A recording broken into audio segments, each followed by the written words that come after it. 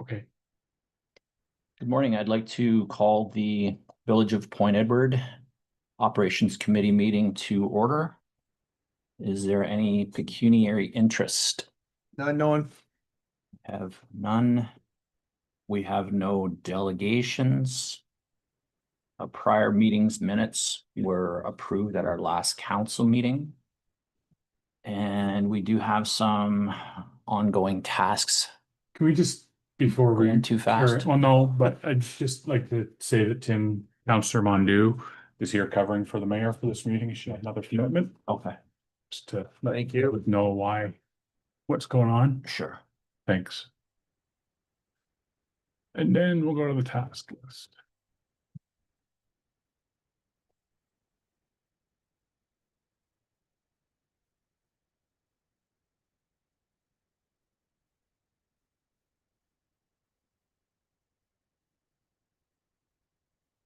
So there's a number of items and updates on the task list. I don't know if you want us to go through them one by one, or if you have questions. I'm not sure how you want to deal with that. Just the first one there, I believe, is the compost and brush. Is there any progress on that?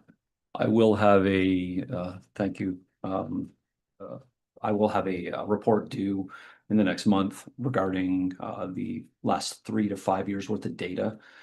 From the initial information that I've been able to put together, it does look like we would be able to drop down the number of compost pickups in the summertime, potentially July and August, to once every 2 weeks, just considering the amount of collection that we do get at that point. But I'll have the full data and report to be able to bring forward. Okay, great. Thank you. Just to comment on that, I see a lot of municipalities are revisiting their compost or their yard waste scheduling and tweaking it, like just spring and fall and nothing in between or something else, because it's it's a big budget item as well, right? So we're not the only one looking at it. Yeah, and again, in the heat of the summer, we shouldn't be pruning branches necessarily if there's a storm, I understand, and we can make those adjustments. Correct. But those hot July and August summers that are dry, I don't know how much we should be producing then, but I look forward to that report. Remembrance Day crosswalks. I saw the city of Sarnia just had a nice dedication ceremony for their crosswalk at I believe it was Wellington and Christina Street with Legion. I just further information on that. I did find the potential of some grant funding that would help us support not only the potentially the crosswalk, but also some additions to Veterans Memorial Park. We have done some recent work over there. I've spoken to the CAO and we'll potentially move forward with applying for a grant to help us with some future upgrades in that area. It's great. It's good news. Thank you. Venue advertising, I believe we talked about that last time. That's ongoing. And that might be it.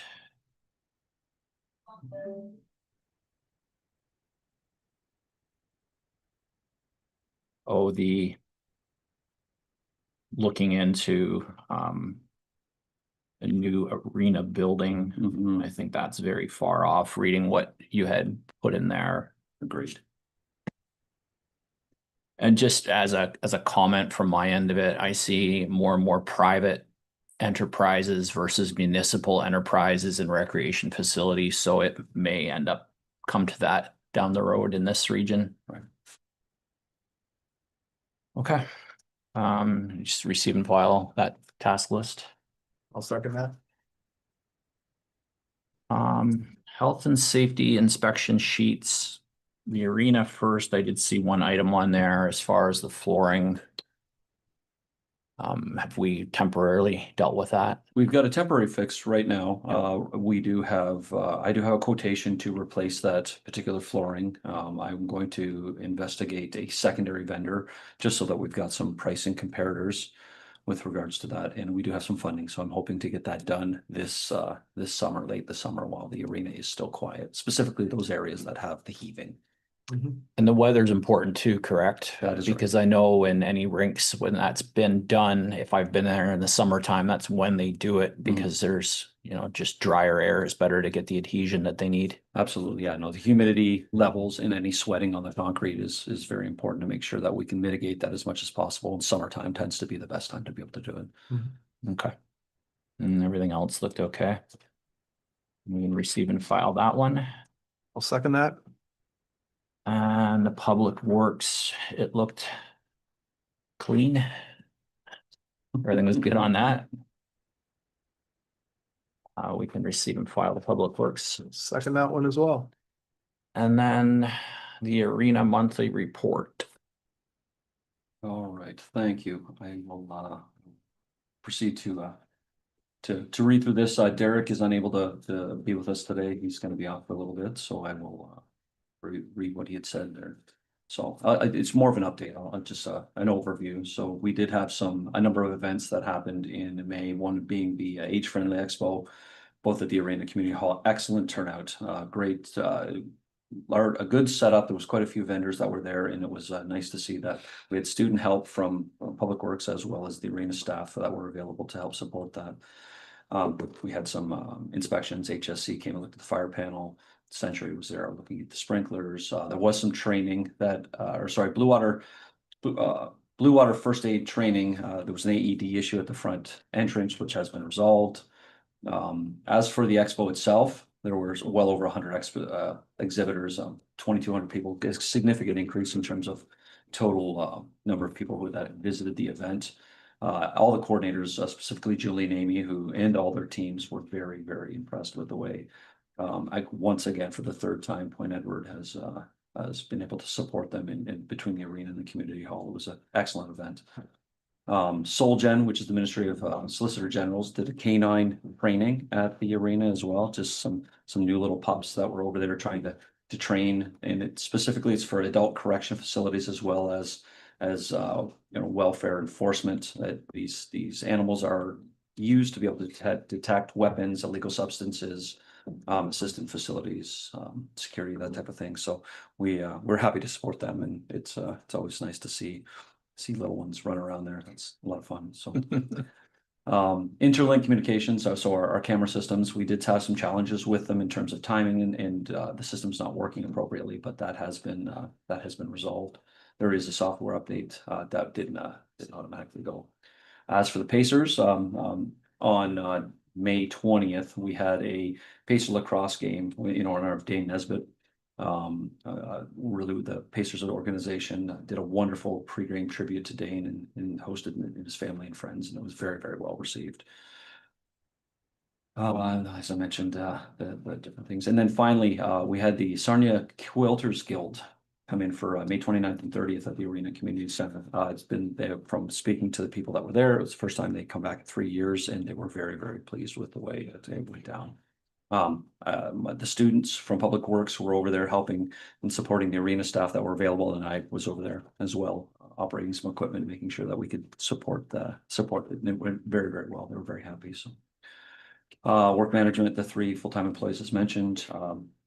No specific training this month. And then when we start to look at different factors which affected all of the events that were happening. So total floor rentals were almost 120 hours with 4 special day events, as I've just mentioned. And then lacrosse, they had 6 road games that month.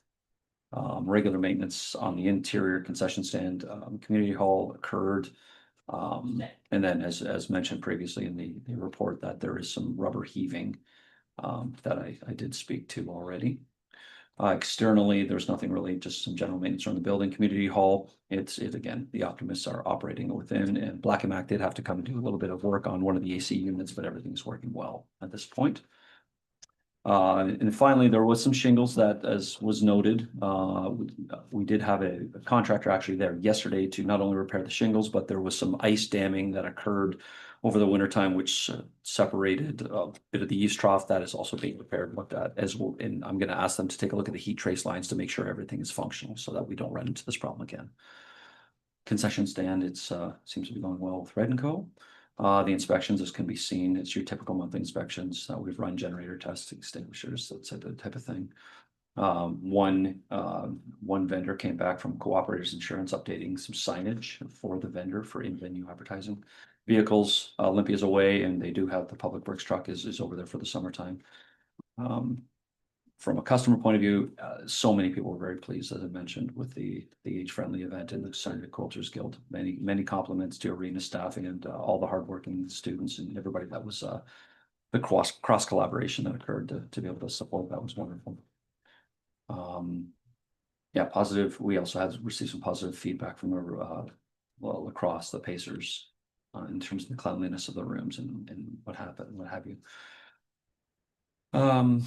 Health and safety, and all the details were done as per the HNS coordinator, and then security. The only issue we had, we mentioned in the previous one, was the Pacers game where we had some rowdy fans. So now that the Pacers have a security guard on staff to be able to support that if there was anything that happens.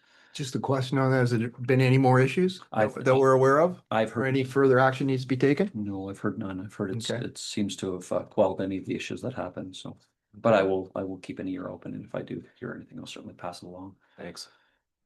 Capital operating budgets, everything's ongoing as it was supposed to, and then we are still waiting for the Olympia updates. I will be making a phone call this week to identify what's going on. As far as we understand, it is in production yet. I have not seen any documentation to indicate that, so I'm just becoming a little bit antsy. It's now the summertime, so. So we've placed the order for this? When Derek and I were down we did place the order, yes. I Okay. just have not, there was some very minor tweaks to the system that we have to what is available. We agreed to them. I've just not seen any paperwork back Okay. indicating that yet. So that's where. So expected delivery, will that impact our next ice season? No, the existing Olympia is fabulous shape, so there will be no issues that way. And it's going to maintain any value that we will get in terms of the trade-in value for it. So there won't be no ice impacts. It's just I'm hoping to get that unit sooner than later, so that we see it sometime in the season next year. That's what we're trying to identify right now. So Okay, thank you. again, closing comments, everything went really well. I mean, I've kind of covered everything through the closing comments there. So previously, everybody's very pleased with the way the arena operated through all the different events between lacrosse, ball hockey, and the 2 events that we hosted for them. And then looking forward, lacrosse is still going. Looks like they're very close to making the playoffs, and it's very exciting. Again, minor lacrosse and minor ball hockey will occur through the next month. If there are any questions, please, No, my questions have already been asked, so great. Excellent, thank you. We can receive and file the I'll arena second that. report. And then you can move on to the Public Works. Wonderful, thank you. All right, Public Works report ending of the May month. So nothing previous from the updated, or nothing previous from the updated from the previous month. Work management, again, we've got our 4 full-time, we've got our 4 summer students which have started and are working out absolutely fabulously, and the arena staff occasionally will come over and fill in the gap when they're not occupied at the arena. And then we did interview one community living candidate for summertime employment to do the watering. We have since hired him, and he is now working away, and he's doing a very, very excellent job. Very diligent young man. Very nice to see. So through the training, again, through the HNS coordinator, we did the trenching, evacuation, the heat stress policy, as well as the exposure of infectious materials policy, which was self-review. Nothing internally or externally in the building. Some monthly inspections as per previous. It was always your Orkin fire shower, that type of thing, lighting. No issues were found in any inspections. So roads, sidewalks. So during the month of May, the Public Works and the students completed some road and streetscaping maintenance activities, supported community events, operations, and then advanced seasonal beautification through the village. Again, catch basin cleaning was a big one, making sure the leaves, keys, and all related debris were taken care of, and that's an ongoing task right now as we start to see the fluff and everything come out. We're just trying to reduce any damage that could be potentially given to the storm systems. We did support the Public Works, the age-friendly event, as I mentioned. We had a lot of barrier removal, as well as a small range of logistical tasks that were there. It was very strong collaboration between the 2 departments again.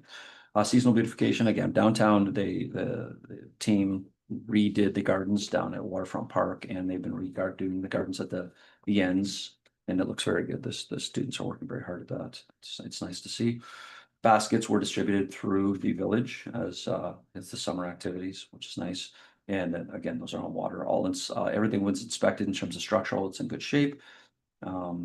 Yes, and the water truck is doing your daily watering.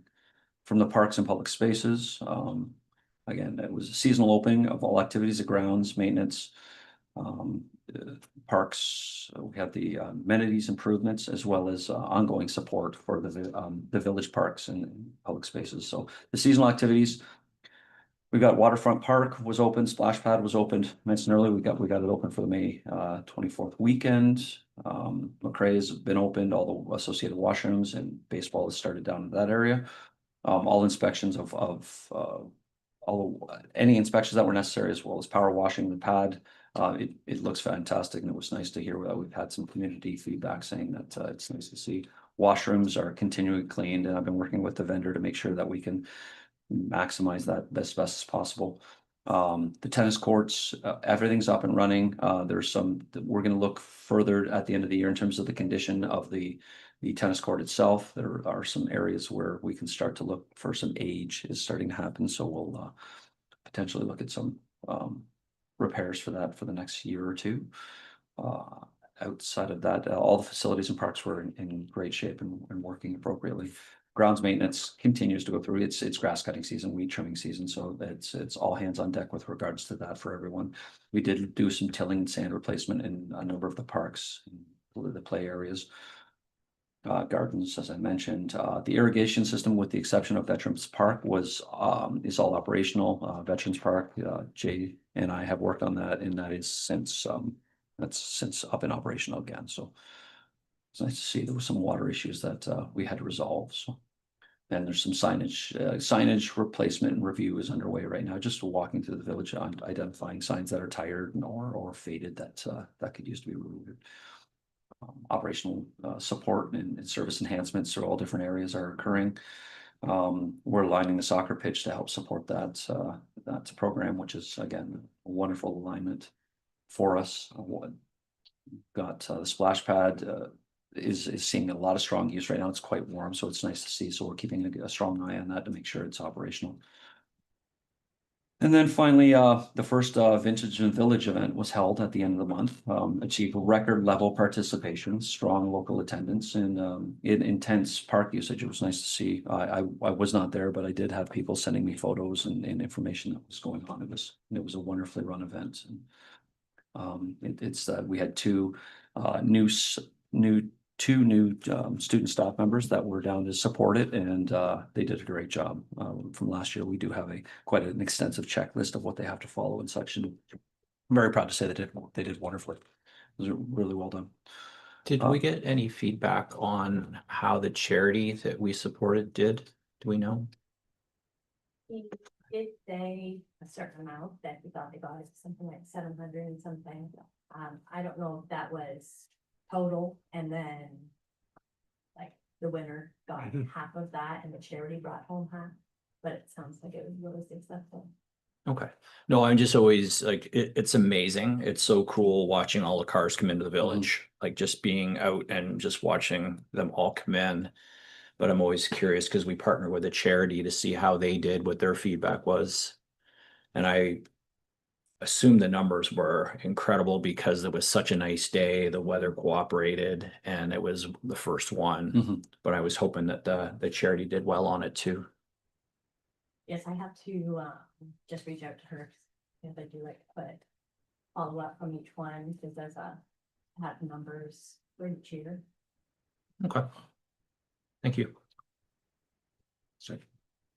So moving on from the vehicles, the only major issue we saw this one was one of the cat loaders needed a critical repair on its pivot point. That was sent away and has been returned and repaired at this point. Dump truck 4 just had its annual maintenance to be completed. Every other vehicle is working appropriately. No feedback from community. Security is going well. Nothing miscellaneous. Capital budget process is all the projects are underway. I will have produce a capital budget report for the next committee meeting, just identifying every single project that we've got going on, including all details of where we are with those. Again, looking forward, it's just summer operations. We're going to focus on some events. Roadway maintenance for the village is a big one. Preparations for Canada Day are underway. Staff is scheduled to help support that event. And then road parking lot painting will occur in June, July. And we've identified a number of the areas in which we're going to be tackling some new areas this year as well. Parking stalls, arena parking lot, crossbars, that type of thing, just to make sure that we're supporting that. And then the road sweeping occurred. There was some confusion. We were told the road sweeping was going to be a week later than it was. So that was with the communications out to the community was about 6 or 7 hours a little later than it should have been, but we've asked for a little bit more. And I think it might have been a communication show on my end, actually. I was believing from what I was told it was on this date and that was on this date. So just make sure I can tighten up that communication chain for next time. But I will admit they did a very nice job. It looks great. The village is they were sweet sweeping did very well. So again, finally, closing comments. First, the vintage in the village events occurred at the end of the month. Record participation was wonderful, and Public Works staff continues to support all the activities throughout the village, and it's a good time to be here. Lots of grass cutting and working hard right now. So, is there any questions? Okay. I just have one on any washroom issues. I know we're early in the season, but because I know normally it's more of a summer thing, but you know, because we've had, because I was down there the other night and I saw the cleaner going in, but like it's just that sparked the question, right? Because I know we've had issues in the past, but so far this year, No vandalism. We've seen no issues in terms of similar to what we saw last year with just untidiness, really. We do have cleaners that go in every evening and Yep. do a clean, and then once a month there is a very, very deep clean, very intrinsic through everything. So to help support any of the smells, we are still looking forward to any of the structural or any mechanical issues that could be happening. Well, we don't see any yet, but we'll see if there is ways for us to be able to alleviate some of that smell but from a vandalism or no, we've seen nothing. just I was just curious because I know in the past we've had some. Okay. No other questions. I have a question, and it's more of a just, do we have a policy that we advertise? I talked to the CAO a couple of weeks ago about an unwanted animal, and Jim gave me a really good explanation of everything. Since it was first brought to my attention, it's been brought to my attention again, and I don't know all the details with it, but I think sometimes people have expectations that Public Works will come in and deal with an unwanted animal, or the Humane Society, or do we have that published anywhere? And I'm only bringing it up at this meeting because I think sometimes they think our village staff are supposed to deal with things like that. When I mean unwanted animal, like in this case, I think they thought it was a rabid raccoon, but then we get into skunks. I know where I live fairly close to the park, we've seen everything in our yard, including possums and things like that. Do we have that advertised, or can we maybe post that again? Yeah, I don't know that we do have it specifically advertised anywhere, but we can put together some kind of a educational piece to send out through Constant Contact and to our Facebook that. And again, like my heart goes out to the person that dealt with this unwanted animal. But I know my oldest boy's working for the city, and they had an issue with a rabid animal at Canaterre Park, and the Sarnia police came in and dealt with it. But that's their property, that's the city property, versus and trying to explain to someone, if there was a skunk living under my shed, that would be up to me to call a pest control company or try to manage it on my own. That it's not up to the village appointed board to deal with it.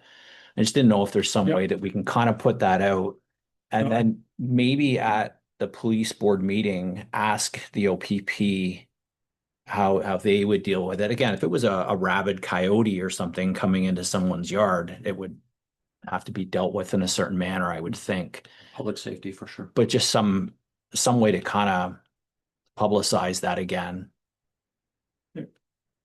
Just a comment on that, from personal experience. Seems every year I get baby skunks in my window wells and they fall in and they can't get out. Mhm. So that, now I know enough to put a board in with something on it and they'll crawl out, right? You just gotta be patient. But it's just, it's a little intimidating when you first notice it and you panic and you go, what do I do? What do I do? But, since it's a yearly occurrence, it's great. I Yeah, have a and plan.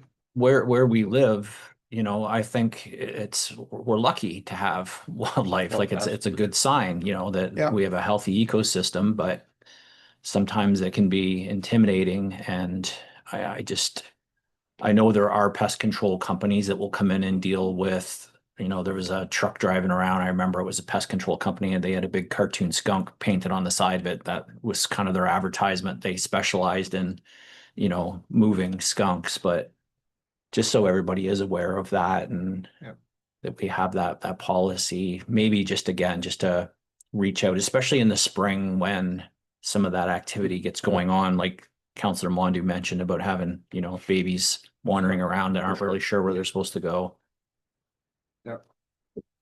Just a comment to the staff and both the arena and public works guys are, they're excellent. It's nice to see them out and about all the time and, every morning I'm hearing the lawnmowers go down up and down the roads and stuff and, it's a good sign. Thank you. I Pass that on. Thank you. I have one more question too. With our public works yard, do we ever get an overabundance of wood chips, mulch that we would offer to the citizens on a day? You know how I know the city has like a compost yard where certain days you can come in and, if you need something, you can take it. Have we ever done anything like that? Or is it even an issue? Is there enough to? We don't typically have an abundance of that.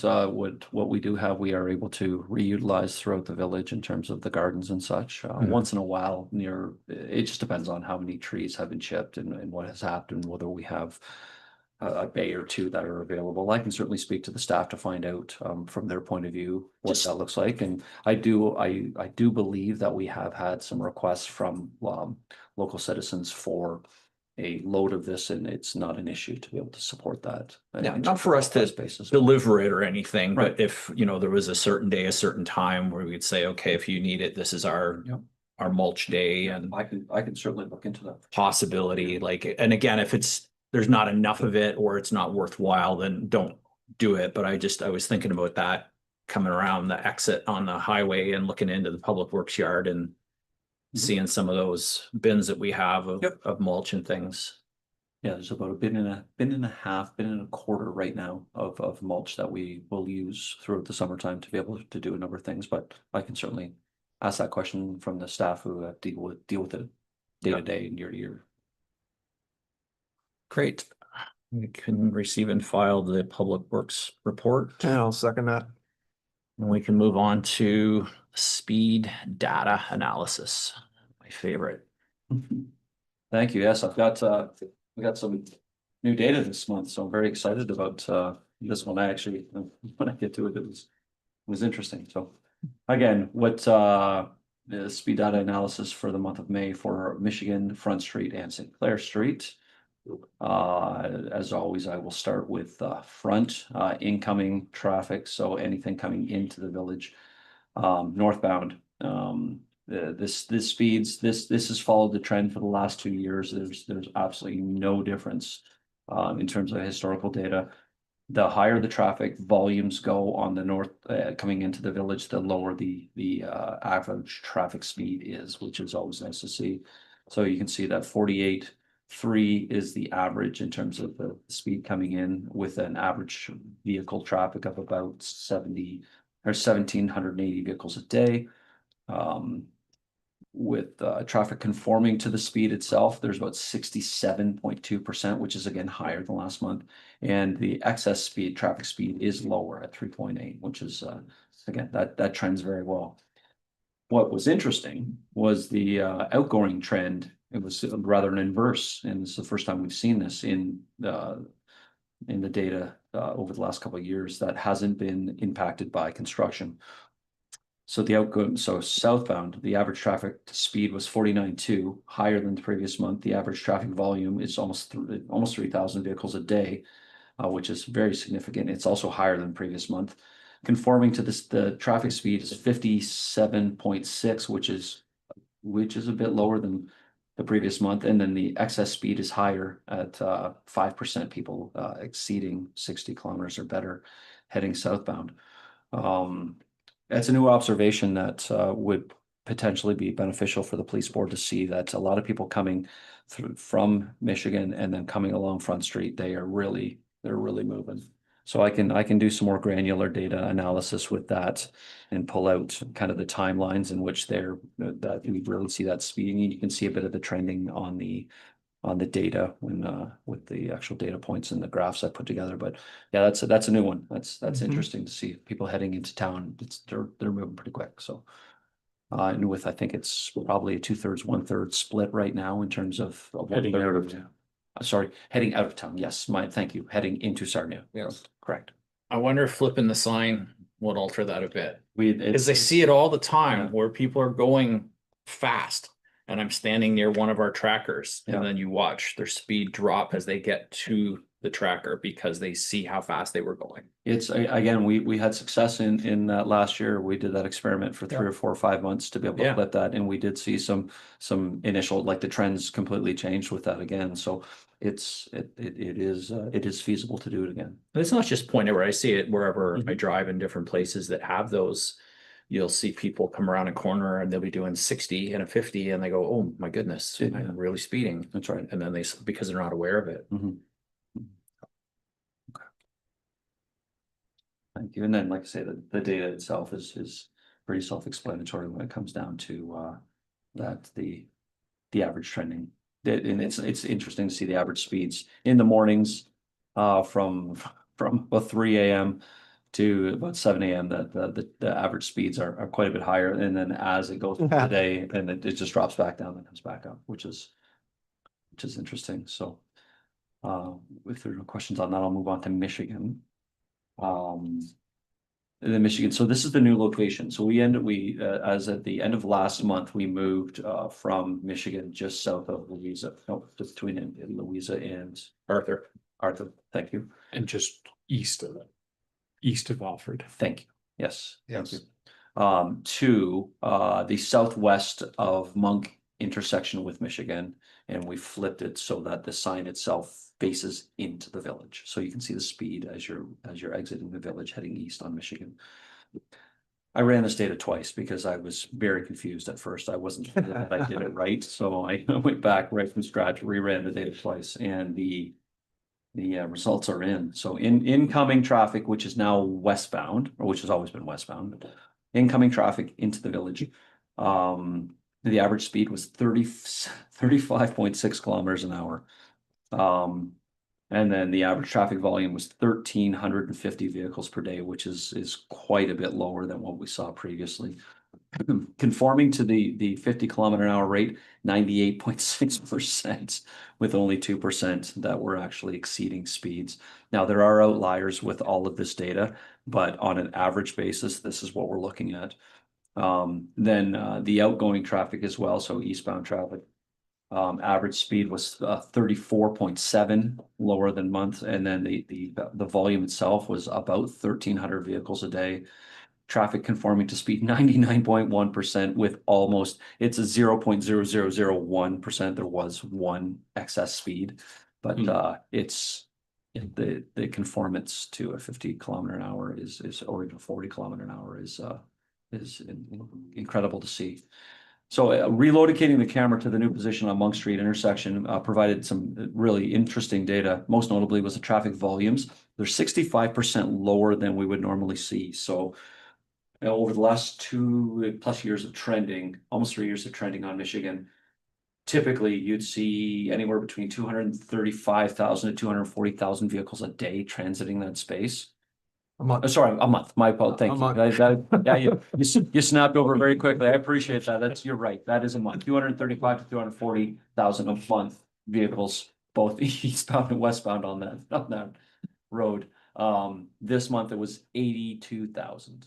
So it was 65% less transit up at Monk Street than we had seen down at its previous location, which is indicating that from understanding the traffic flow, I would say a majority would be turning into the park, going down Alfred, into Canatera. There are some other exit pathways for vehicles to go, but I would estimate that most of that traffic is transiting into the park along that way, so. Well, that was always my theory, and I get to watch it every day. Yeah, And, I think more of that traffic takes a right onto Alfred. Whether they're going to Canatera, to Sandy Lane, to the yacht clubs, but what have you. there is a ton of traffic down Alfred Street. That is correct, yeah, and that's, again, that's being indicating pretty clearly at this point where that is. You got 4 apartment buildings. Mhm. Yeah. Right? Sandy Lane has probably more residents than the village of Point Edward does. It's pretty close. Betcha, you're right. Yeah. So that's, yeah, so again, it does show that there's quite a bit of diversion down Alfred Street into the park and Sandy Lane apartments. Historically, traffic, as I mentioned, it's quite shocking to see the numbers. It indicated that you've seen that, and it has been something that the village has identified, but now that we've got the data to be able to support that. The compliance to speed for the 50 kilometers an hour is, that's what really shocked me, especially with the speeds in the average speeds of the vehicles into the mid 30s I felt comforting to see at that point. There was a few other pieces of analysis that I had completed with this particularly. There was one I wanted to pull out specifically. The 8 p.m. Yeah. at 130 kilometers an hour. Yeah, so there was, yeah, and that is. I think I remember that. So there are some outliers, obviously, when that comes into place, and that's why I put that maximum traffic speed in there, just to see what it is. As you can see from that, most of the incoming traffic, there's some pretty high speeds, and then there is one that comes out at an incredible rate of speed. So it's one of these scenarios where it's I don't know, the data is completing the story here for us, so. We'll continue to monitor this and confirm that this is only 1 month's worth of information. So we'll get 2 or 3 months, get a trend and confirm what it is. But it's positive to see from that point of view, from safety, especially specifically downtown. So then moving on to St. Clair. Again, St. Clair traffic it aligns very clearly with everything else. So you've got your average speeds 42. We are increasing in terms of vehicles per day. We figured as the summer months would come along that we would see some more traffic down that way. 80% conforming to the speed, 1.3.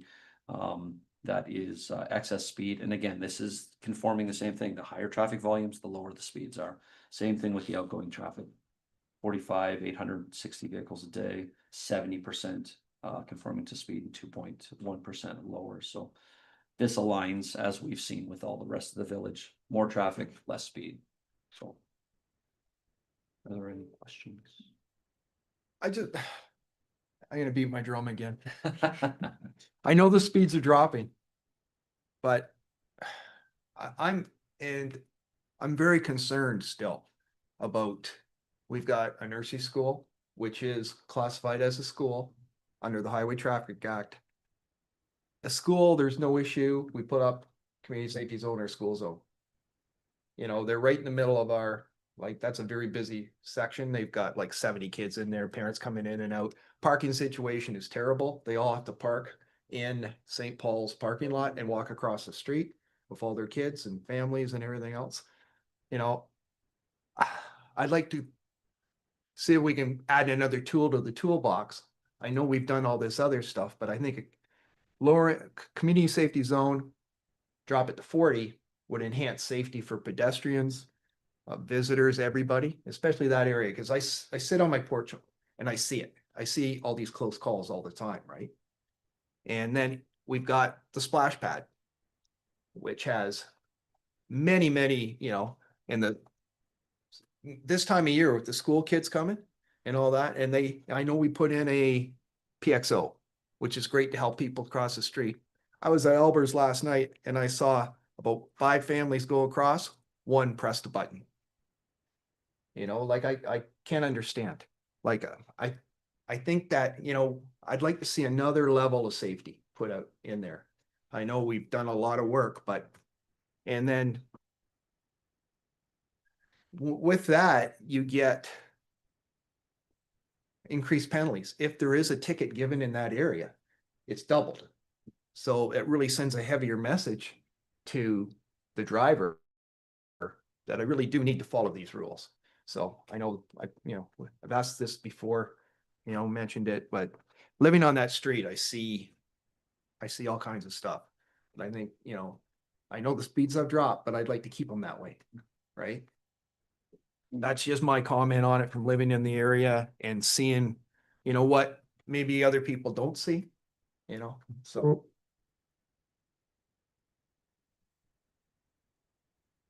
Yeah, I mean, so to change anything there, we would need a reconsideration of council. Because there's been a decision made Yeah. to not institute a community safety zone. I'm not, in my opinion, and I'm not a traffic expert, but when your average speed is already 35, there's no point in lowering the speed limit. They're already, because people quite often they drive the conditions of the road, not the speed limit. So I'm not sure. I mean, we can look into it a bit if there was a reconsideration, but and I understand your concerns. It is a very busy, valuable, there's a lot of people in that area. As far as people not using the crosswalk, again, I know. mean, lead a horse to water, but Yeah. if they're not gonna use what you put in place. Yeah. So, On that, I was tempted to go out and yell, push the button, we spent all this money, we did all this to make it So- safer. were they still using the crosswalk? They were using the crosswalk, Just but not they didn't pushing. press the, Mhm. and it, like, maybe there's no cars coming, but still, Yeah. it's a good practice to get into, right? I don't know, it was Mhm. a little The unnerving. first step would be to have a reconsideration of council. Mhm. And we can talk about that offline. I'd have to look back in the records and see who made motions and, Yeah. all that stuff. Yeah. But I will just say that my street's 40 and nobody drives 40. My street is a community safety zone and nobody cares. Especially, leaving those speed bumps that they put at the end of the road near the trail. And they make up the speed that they had to slow down to go over the speed bumps. So, I don't mean to sound insensitive, but I just find that without regular enforcement, people are just gonna do what they wanna do. Certain people are just gonna do what they wanna do. Well, I can spot them, I can hear them coming every day. And see them going. Yeah. And I've talked to the OPP about it too, and they're aware, but in 2 minutes, they're gone, Mhm. right? And how do you, unless they happen to be there, right? But That's why I enjoy collecting the data, because then we can find trends and, Yeah. and hopefully pinpointed enforcement and maybe put a stop to some of it, but Yeah. it's like trying to plug a leak sometimes and Mhm. you think you got one spot covered and it just trickles somewhere else. I'm a big Um, data guy, so yeah, Mike and I had a discussion about this. Thank you Anyway. again for the Yeah, detailed thank you. reports. I It's good to know. appreciate it. We can receive and file the speed data. Yeah, I'll second that. And move on to item 4. Perfect. Thank you. Well, item 4 is the Canada Day Parade stakeholders meeting that occurred at the city of Sarnia, up in one of the chamber halls. Village Point Edward, I was invited from an operational aspect because there is a potential request for a change of the route this year. So due to the annual parade. So it's the annual parade. A meeting for the City of Sarnia Canada Day stakeholders took place regarding the annual parade for within the Village of Point Edward's feedback and support. So stakeholder meeting was a final operational communication, route planning, as well as all outstanding logistical details for the Canada Day Parade. Village Point Edward was invited to provide representation to the city because they want to modify the float egress arrangements that have normally occurred. So background, in previous years, all post-float offloading took place inside of Canada in Canatera Park just before they exited. They did find that this was a bottleneck and a backup within the park itself. So the committee last year had changed it so the float egress was out on Sandy Lane. That it created a even greater issue in which a number of people were involved trying to make sure that they could egress everybody off and still allow for traffic to go down that space. It was very, very difficult for them to be able to do that. So this year they've proposed a road closure, not only of Sandy Lane, but also up into Alfred Street. The initial request was to potentially close it right directly from Michigan all the way, all down Alfred and all the way down Sandy Lane to help support this through discussions with the CAO as well as the police board. There was suggestions that it would be possible to close it at Victoria Street on the north side, allowing Victoria traffic to transit as well as Alfred to transit in Michigan unaffected at that point, still allowing people to be able to park and utilize those roadways and access the park via foot at that point, because everything would still be open to there. So when I suggested that was something they did move forward with, but the idea was that the city would request that the area be closed off at 7 a.m. in the morning to make sure that there would be no parking down in that space. People do come in very, very early to do that. So that was a timeline they felt was supported with that. Again, following my discussion and the suggestions that were forward, they were happy to hear that. So upon agreement of that, at the closure, Victoria on the north side of Alfred through to Canatera Park will be restricted to local traffic only, no parking permitted at that point. So if there is any residence that's in that space, they'll obviously be able to access and egress without any problems. There will be parade volunteers to be able to make sure that the barricades are opening and closing for people that live within that area to be able to access that. Restrictions will be effective from 7 a.m. to 2 p.m. City of Sarnia Canada staff will, again, as I said, maintain that area. They request that all traffic avoid any transit at all during the closure areas between 12:30 and 1:30, which is the offloading of the float. So the idea is that as the parade comes through the park, it'll take a left onto Sandy Lane. The floats will come south on Sandy Lane across into Alfred, and then they will pull off to the left-hand side, which will allow pedestrians to egress onto the sidewalk, and then the floats will continue on to Michigan, at which point there will be an officer, there will be a road closure, a temporary road closure from it'd be the east side of Alfred on Michigan to the west side of Albert, with a detour around, allowing the police to be able to quickly just allow the floats to be able to take a left onto Michigan and egress out of the area. They don't see that being any more than an hour. I will work with the OPP. I was talking to Officer Millard, and he and I will actually walk that space and just give it a better idea of exactly operationally what we would need to do that. From that point, then everything will be opened back up as it normally is. Access to the village point will not be impacted. Those to be accessed through St. Clair and Victoria through that time frame. It's just that it'd be the float disembarking on Alfred. Everything else will be open, and then I will make sure that we put everything on municipal 511 for that time frame. So that is the request that City of Sarnia has asked me to bring to committee, just for confirmation that it would be okay. I spoke to them yesterday. They're just waiting for confirmation. Yep. Question. We talked about closure of Victoria, one block back of Ernest. one block back each way. So That is part of correct. the Yeah, plan. Cory, that was not in the report. The idea is that because Ernest further north, we would look at just making sure that would be local traffic only, because the Ernest and Alfred intersection would be completely closed. There'd be no access onto Alfred from Ernest Street. So we would just put the local traffic only along those ways so that people will egress back and they will not be able to access Alfred at all during that time frame. So And then parking on Victoria. no, there should be no impact on parking on Victoria. It would just be as normal, because the closure will happen on the north side of the road. Victoria will still be able to transit both north or east and west. But Yep. Make sense? Yeah, I'm just not sure what I'm supposed to do with this because I did declare the conflict because it's my street. I live on this. Oh, right. So I'm not sure if I'm allowed to move or second this, but it's a receive and file. It's not a pecuniary interest of mine. I live there, so.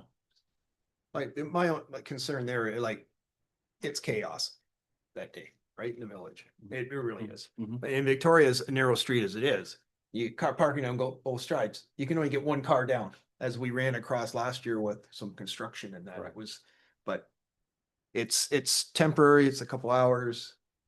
Yeah. You know, this is, at least there's a plan. Mhm. In the past, there's never been a plan, What's that? You probably should declare conflict. Yeah, right? Mhm. So I'd say, you know, we receive and file. If we can do that. Yep. You know, and thanks for your work on this, and I think this is positive, and we talked about it at council that we do this for 1 year and we If reevaluate. it and helps. Mhm. See what, if it's a solution or if we need to tweak. Right. That sounds good. So if residents on that street have guests coming, they should be able to they'll come to Victoria and Alfred and say, I'm going to see the residents in that house over there. They should be able to get through and pull in their driveway. That's correct. Yes, there'll be no street parking at that Not on the point. street, yeah. But if people are visiting for the day or whatever the rationale is, and Mhm. they have access to be able to park in the parking in the driveways, that's not a problem. So then there'll be we'll prepare a letter to most likely have the students hand deliver to those residences. Correct. And do you know if the city is planning any communication with residents of Sandy Lane? I believe they are. I can confirm that with. I think it with would the- be Yes, good to put it in writing that we at Mhm. least recommend it. Yes. What they do with it, I don't know, but My response back to Rebecca this afternoon will indicate that we will be putting some communication in, with just the suggestion that they do as well. I believe that is part of the communication strategy. mhm.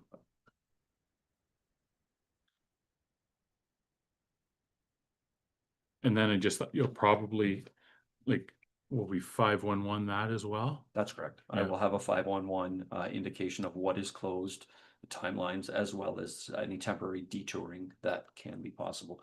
And it'll be specifically for the closure of Alfred with Ernest with the local traffic, but the big one will be the detouring of Michigan during that disembarkment of the flow. So, and to understand that correctly, people are gonna head south on Alfred, turn left to head east on Michigan. That is correct.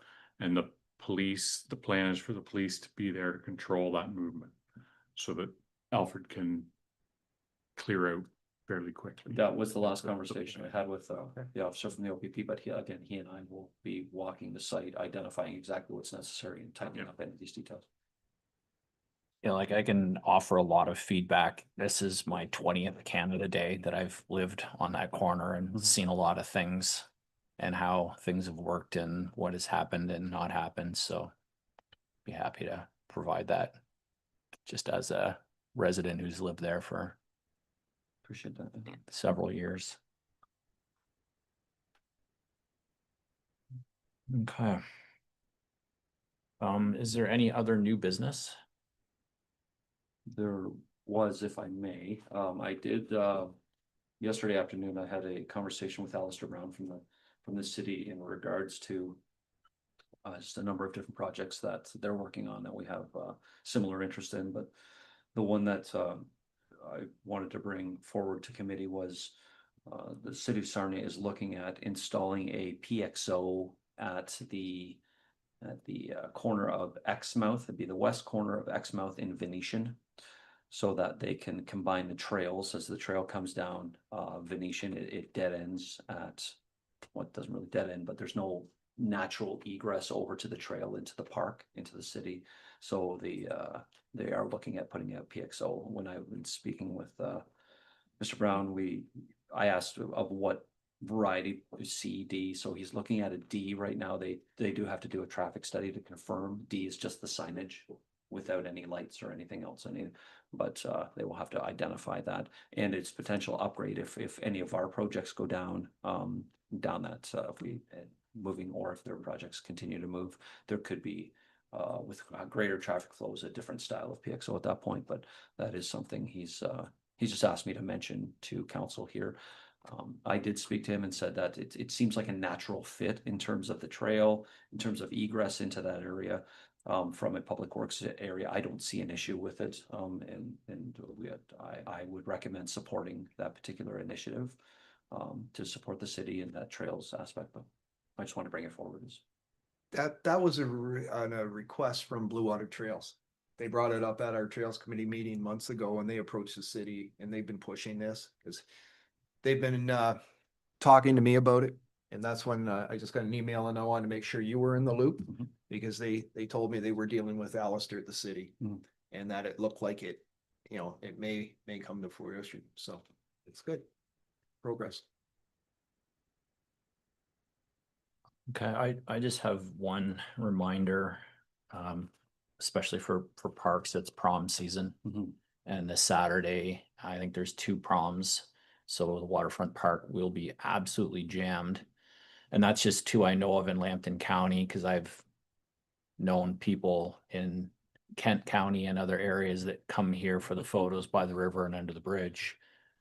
So Northern, I believe my intel I've got, their bus is arriving about 2:30 to 3-ish. And then I also heard LCCVI has their prom, and I know they would typically come in as well. So just a heads up for anybody who's normally hanging around in the waterfront park. I will be quite busy. Thank you. I will, I'll make sure our students, we have 2 students on that day, so I'll confirm that they do extra pickups down at the park and just really make sure the beautification is as strong as it can be down in that area. And most particularly not to be there when everybody gets there. Correct. Yes, well, Yeah. by then, when they, Not to expect to come and go while they're, because, their shifts, those shifts will be done by that point, so. oh, okay. Yeah, they're done by 2 o'clock on Saturday, so it's. I was walking on, I think it was the St. Pat's prom, and just around there, and the parking lots on Michigan Ave, where the Bridge Tavern used to be, were full of cars. The soccer parking lot was full. The Waterworks parking lot was full, and it was just absolutely jammed down there. And I think that was just the beginning. I didn't even see any buses arriving yet. It was just Yeah. people coming to take pictures of their For the prom most part, participants. the buses didn't come, they came to pick up students. Mhm. So the parents brought the kids there, Mhm. did the pictures, and then the buses came and take the kids away. Okay. For the most part, like, I don't think any buses brought kids, to increase the number of people there, but I know there will be a bus of youngsters. the end getting- result's the same, right? Yeah. I mean, whether the bus brings them or the parents bring them. Yeah. But, But it just tends to bring extended family, Yeah. aunts, uncles, grandparents who want to get the formal picture of their prom person Yeah. all dolled up, and I wouldn't be surprised if there was 1,500 people there when St. Pat's Yeah. was there. Like, it was crazy. Yeah. People parked on the grass and yeah, it comes in a fury, but it leaves pretty quickly Yeah. too. Mhm. It's just a lot all at once. So just if anybody Yeah. is hanging out down there, because I find sometimes you see the same cars there all day, just parked. So I felt, cause that St. Pat's prom was the same day as the learn to fish thing. And I'm parked my car over in Bev's parking lot on Livingston. As I'm walking across, the fire department's trying to leave fishing day, and I'm like, oh my God. Thank goodness they're not leaving in an emergency, because yeah, they would have been That's cutting good. across the soccer field to Yeah. get the truck out of there. I've got one item, and it's more for our operations manager. Oh. You're aware that July 2nd, Sarnia is no longer going to use Sarnia Lambton alerts for road closures. Yes, I did know that. yeah. And they're going to use strictly 511. So that's just a heads up to you, and I know we use it Mhm. for our road closures, and are you the primary, secondary, everything contact for that? I am one of the contacts of the Okay. Public Works. The fire department also has access to be Okay. able to do any of that. I've always done any of the water ones as well to support the environmental services, but I'm certainly one of the Yeah, contacts. it's a good tool. Mhm. I know I ran into it yesterday. I was in London and I exited the 401 at Wellington. And it said, oh, there's a crash in 200 meters. And sure enough, there was a car upside down on a pole on Wellington Street. And you, yep, it's right, you know, and somebody, it was put in 511 and it was excellent. That you had to divert and go north rather than south. So, Yep. no, it's a great system and, you know, because we don't use Sarnia Lambton alerts. We have no access to that, right? So, Right. yeah, this is something that we should keep on. Thank you. This is really not new business. It's more of an announcement, but we're keeping our fingers crossed. Friday, they're supposed to have a ribbon cutting at the Gordie Howe Bridge. Wow. And that's what's in the news and that's what I'm hearing through all the politicians on down that way. And the US is claiming it's gonna open Monday. So we'll see what that impact, if that has any impact on our traffic out here. We'll have to wait and see, but that's a good thing. So anyways, I'm gonna be down there on the weekend, so Report back. I'll report back. No, if it's not open, it's not gonna change a whole lot, but I should go to the ribbon cutting. Yeah. Anyways, no, it's a positive because I know it's, you know, we do have traffic issues here. So anyways, we'll see where that goes. Nothing else. Okay, we move down to review of financial statements. Didn't see anything. I got one question. Okay. On the community hall, Yes. we're 174% on the budget for the building equipment repair. There was, yes, thank you. Was that the air conditioner? No, there was another repair that I'm completely drawing a blank on right now. Was it the plumbing? Yes, thank you. It was Yeah, the plumbing issue. Because we had that plumbing issue. Oh, no, okay, that's Yeah. right. Okay. Thank you. And since we're just mentioning it, I know a couple years ago I'd asked if we were gonna do an agreement review with the Optimist for the hall, and I haven't, well, that was that budget a couple years ago, and I haven't heard anything about that since. I've done extensive reviews of that agreement as well as all the agreements or any other all the other municipalities in Lambton County, as well as this. I've done a comparative analysis and I've been speaking to the CAO in regards to. Great, that. so there is something happening There behind the is. scenes. Perfect. Correct. Thank you very much. That was my only question on the arena financial statement. Okay.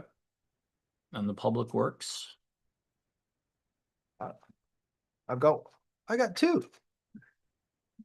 One of them is the overtime meals and meetings. Yes, sir. You're over budget on that already? Anyways, I know like that can, like, you know, I know you've got some students come in and, you know, there's just saying it's at 117% and we're basically not even halfway through the year.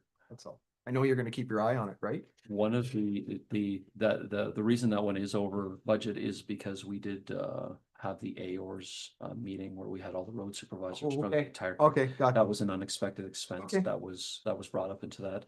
There is some funding that will be coming back that we can push back into that budget Okay. to help support that. But yes, that's the reason that's Yeah, over. that's fine. It's like, you know, just as long as No. you're aware and, Thank you, and yeah. that. Yeah. My next one was waste tipping fees. We're 178% of budget. Unless something's not right there I will. with that. I'll do a further study. I'll look into that one. That one did flag something for me too. I'll talk to our treasury to identify Yeah, 'cause individual bills with them. It jumped like 50% in 1 month. I think there was a bill was miscoded Yeah. into that, but I will So- identify it. Thank you. I gotta bring these up. Yep. Thank you. That's all I had for that. okay, we move to receive and file the financial statements. Second that. And then our next meeting date is July the 14th.